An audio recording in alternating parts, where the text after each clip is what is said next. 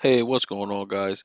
It's your boy Bros here with a video about competitive matchmaking. This is my second video on competitive matchmaking in Destiny 2. So if you have not seen the first one, I highly recommend to go watch that. There's a lot of important stuff in there and a lot of stuff that I don't want to really go back over. So please, guys, go check that out. I'll leave the link in the description to that video. Definitely need to watch it if you are a solo player playing competitive in Destiny 2, or a player in general playing Destiny 2, because it lets you know how matchmaking works and things like that and the issues with it. So here we have on the screen, if you didn't know, yesterday, January 15th, there was a patch released for competitive matchmaking by Bungie. Now, I have a love-hate relationship with these matchmaking changes or this matchmaking update, whatever you want to call it, for many reasons. And I'll get into those after I read it. Says today we have adjusted matchmaking settings in competitive Crucible. Matchmaking parameters have been changed so that the opponents you find in competitive matchmaking will be closer to your glory rank. While the imbalanced match can still happen, we believe this change will reduce the number of occurrences dramatically. Players may experience longer matchmaking times as we will try to ensure a good glory rank match before opening up the search criteria. Thank you so much for your feedback and please keep it coming. We're always improving the game and your feedback helps steer the conversation. Now, one thing I want to touch on first before I get into what I like and don't like is the last sentence. It says, "Thank you so much for your feedback and please keep it coming. We're always improving the game and your feedback helps steer the conversation." I find it really cool that not more than a week and a half ago, I made a video about competitive matchmaking and all of the things that needed to change in it. And so many people, I think, shared that video and spoke to so many people.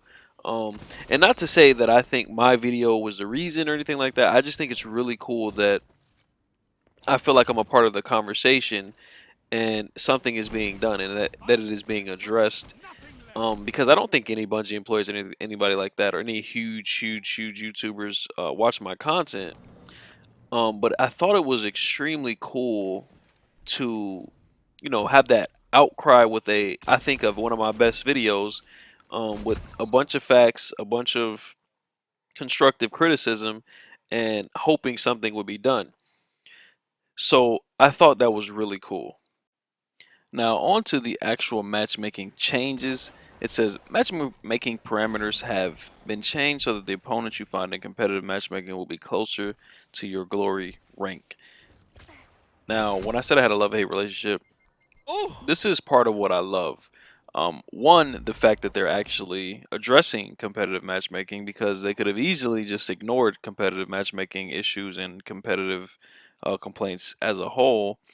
But they're going to do some stuff with the heavy ammo spawn rate and other things. But this is great that they're actually updating competitive matchmaking by itself. They're not waiting to drop this on a huge patch. They just dropped this literally by itself on a random reset day, which I found amazing. Also, I want to talk about how I actually played this patch for 6 hours straight. I did a solo comp stream from about 1,000 points. Starting at 1,000 points, I climbed all the way up to 2163, I think was my max on that day, and I got a lot of experience with this change. And I must say, it's really good for low rank comp. It is actually phenomenal. When you queue, no matter what number you queue at, if it's beneath around 18, 1900, you will have balanced fair games where your performance matters. You're going to be 1500 solo queuing, you'll be in a lobby of all 1500s who are also solo queuing, and the best players will win, which I find phenomenal because it's actually about skill at that point, rather than you matching teams who are just completely outmatching you and you have no shot whatsoever. So you'll be in lobbies where everyone is, competitive. Everyone has a chance to put up some good numbers and to help their team win rather than being absolutely steamrolled. Also, another thing is I didn't see any 4 stacks from 1000 to 2000. I don't know if that's something they did for solo players or if it's just because there aren't that many 4 stacks beneath 2000 and all the 4 stacks are actually tryhards going for not forgotten. But that was also a pleasant surprise. So overall, man, I just want to say it's a positive, very very positive thing. There's nothing bad coming out of this change at all. So far, from what I can see, and before this, the matchmaking was the worst matchmaking that I've ever played on any FPS game. So any update or improvement to it, I am extremely happy about.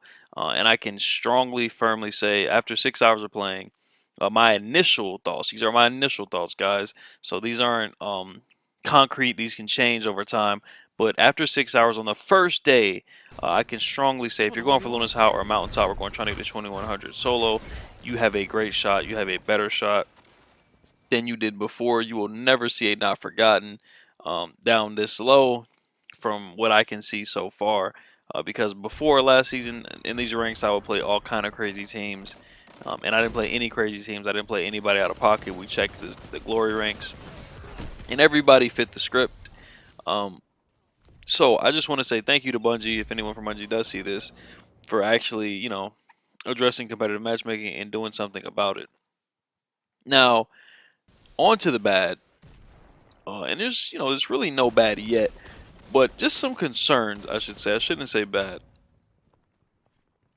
I don't like the fact that they didn't address fire teams.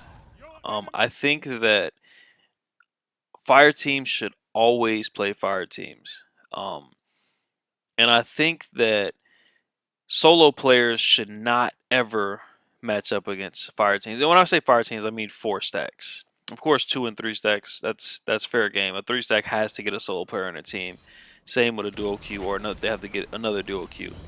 But the solo players versus the 4 stacks. And I bring that up because once I got to around 2100 points, guys, my matchmaking experience changed dramatically. I literally matched nothing but 4 stacks. Now I only played about 6 games.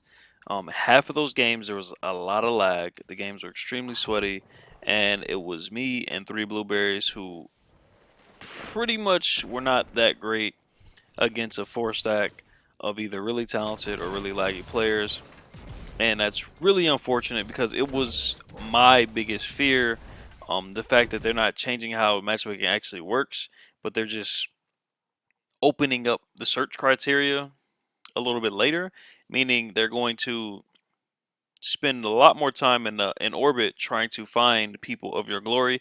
But if those people aren't there, then the same thing that happened to me last season with the level 12 shotgunners and stuff. Well, maybe not that, to that extreme, but they'll just give me who's online, which will not cut it as a solo player, because if the population is a problem at the higher ranks, which it is, at the higher ranks, no one really solo queues, no one really duo queues, no one really trio queues, then yeah, we'll be in orbit a little bit longer. It'll say, all right, well, there's no one online solo queuing at 3500 like Bros is, or there's no duo queue or no trio queue. So we got to give him this guy with 1800 points or 1900 points or 1000 points, whatever the points may be. And at that point, I'm basically screwed, and the person that, with the lower rank is screwed as well, because he's going to lose his glory just like I am. So if you watch my other matchmaking video, what I proposed was, 1, fire teams always match fire teams, whether it's a 2-man, 3-man, or 4-man. They always match another fire team of that, number. And also taking the average score of the team. If you take the average score of the team, things like this don't happen where the games are extremely imbalanced. But Bungie's matchmaking system is to find 2 opponents of equal rank and then fill the teams out. If I'm solo queuing and I match somebody who's in a 4-stack with my rank, he has his team, and his team is all of his skill level. I'm assuming, based off of how many times I've lost to 4 stacks. They don't go and usually don't let scrubs in at high ranks. It's never like 1 or 2 good guys and then 2 scrubs. No, it's always 4 sweaty players, and then me matching up with him, and then them filling out my team with whoever is online. The same thing is going to happen because they're not changing the actual matchmaking system. Really bummed out about it, guys, because I was really hopeful that maybe this would be something that would help me get Not Forgotten solo, and I don't mean help in a way where I need some type of cheesy, easy way out, but a chance to actually compete and get fair games against top tier players by being paired with players who can actually hold their own in those lobbies. Definitely doesn't seem like that's going to happen. Like I said, I only played about 6 games of comp above 2100, and I don't consider above 2100 necessarily high rank, but it's definitely telling to see that comp at that level was the same as it was for me all last season. So unfortunately, um, I don't think this will be enough. I think they need to completely rework matchmaking. But for the lower rank, good news. You guys, if you're trying to get Luna's House solo or something like that, it's definitely working in your favor. Um, anyway, thanks for watching, guys, man. I love you all. And I will definitely be making an updated video once I play a lot more high rank comp, but it's not looking good for me.